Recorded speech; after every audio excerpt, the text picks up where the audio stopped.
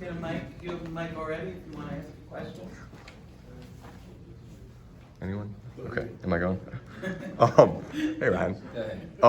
Talk about Michael Bell's growth on the offensive end. Looked like he was a little more in attack mode yesterday, getting downhill and driving. Yeah, we talked to Michael after the last game, the first game of the tournament, and really kind of the tail end of the season. He's shrunk back a little bit, in terms of his aggressiveness, and we've really encouraged him to go for it more when he's out on the court. That doesn't mean he needs to go out there and shoot, a high volume of shots, but he's got to be a threat. I mean, he's got to take advantage of his quickness, his ball handling ability, his ability to pass, and certainly rebound and defend.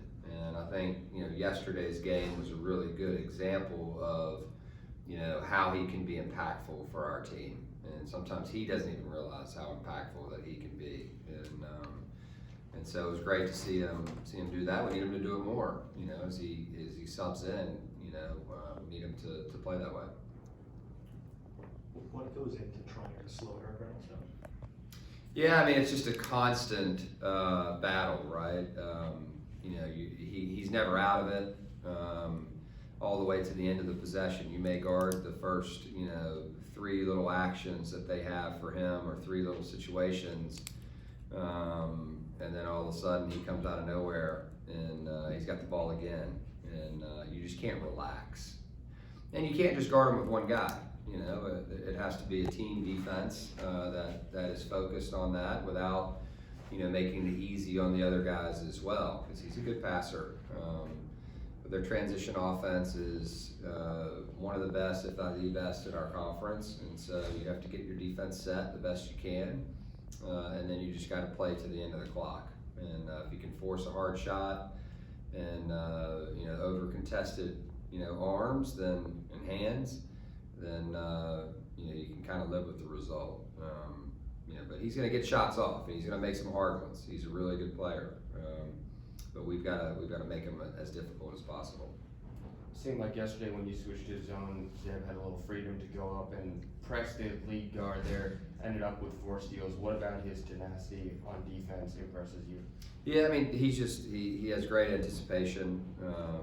He's really quick, so he can not only pressure you but stay in front of you, and he's got really good hands. And so when you have that ability, we certainly want to try to highlight that. He did it in man-to-man too, in both games. He pressured the ball, got a couple of steals, and got us going. So something that we need from him. And the longer he's out there, the more tired he gets at times, and so it can take a little bit of a backseat. It's not as easy to do that, when you get a little bit winded. But the zone, zones typically, because you're in and out of gaps and you're moving around and you're not locked in on one man, sometimes, it can confuse the offense a little bit. And he's so quick that he can get in there and steal balls because of it. Ryan, I know the guys said what they said about being in the moment and worrying about the next game, but human nature being what it is, how do you guys as a staff make sure that they don't look too far ahead? They're one day away from cashing in on everything that you've worked for all year, but do you get a good grasp of this group? We don't even talk about it. Yeah, it's not even a thing, for us. As we prep for, this game, it's all about this game. And, for every team that's in this situation right now, it's like if you lose, you're going home. And so if you start thinking about, you can't control that in your mind, then, you're probably not gonna win anyway.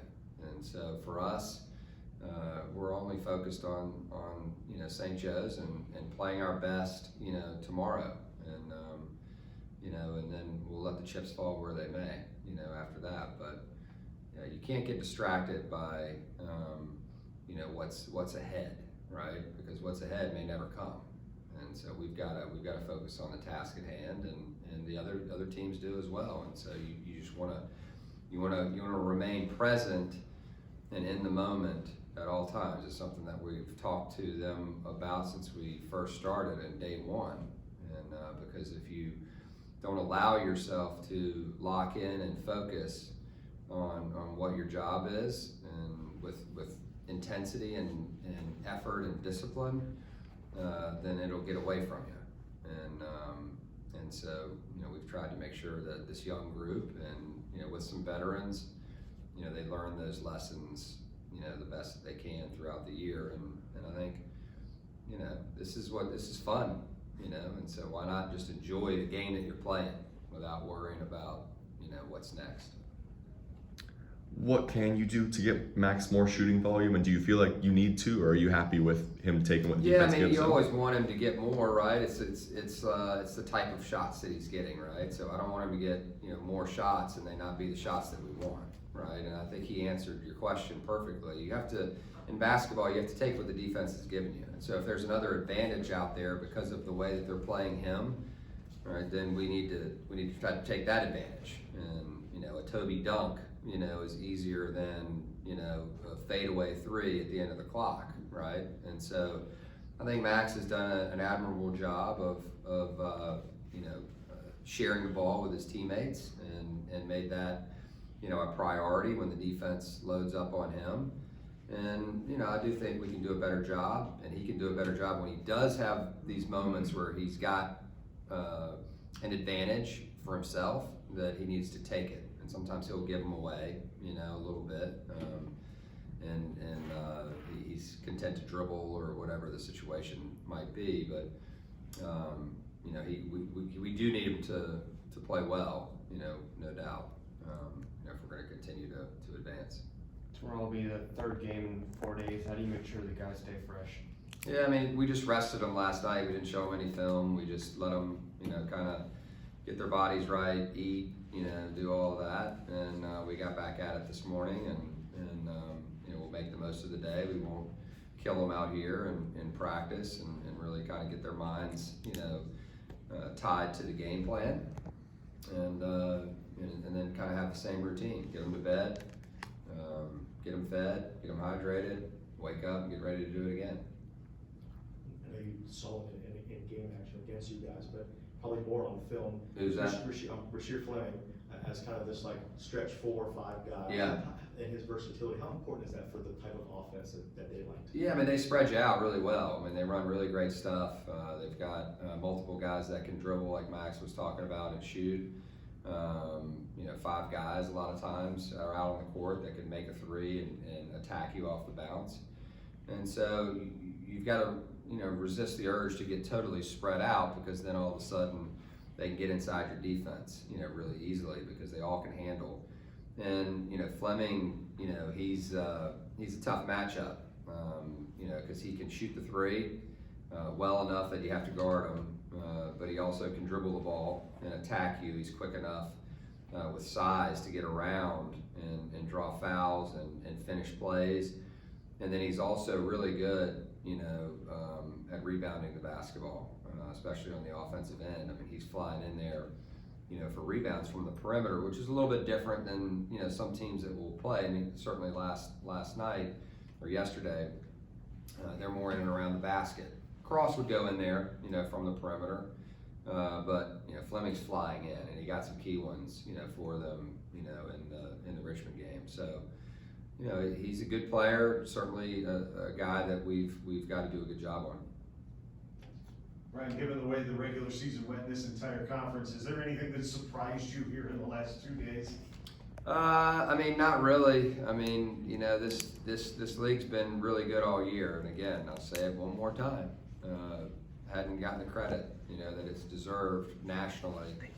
There have been so many close games, throughout the season, the conference season, and then so obviously you've seen it here, double OTs and overtimes, and just really stellar play and stellar coaching from all the coaches. A really competitive event, here, and no one's safe.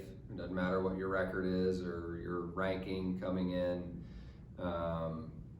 You can be beaten, and certainly, that's been the case in our tournament here. And I'm sure there's some other tournaments. I haven't really followed the other ones, but I'm sure there's some other ones that have had some, call them upsets, whatever. But as coaches, we all know, like, these are good players, these are good teams. The guy on the other bench can really coach.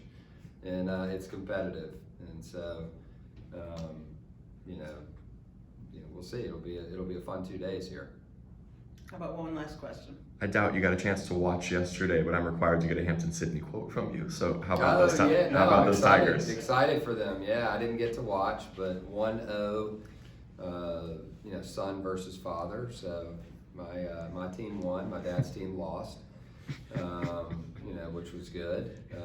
But they've got one game. One game to win it all. And Coach Shaver, got one of his teams there to the national championship game, and now Caleb and his staff, have gotten there. So really excited for them. I sent them a text this morning, to congratulate them, and let's get one more. Okay, thanks, Coach. All right, thanks. Thanks so much, Thank Ryan. you.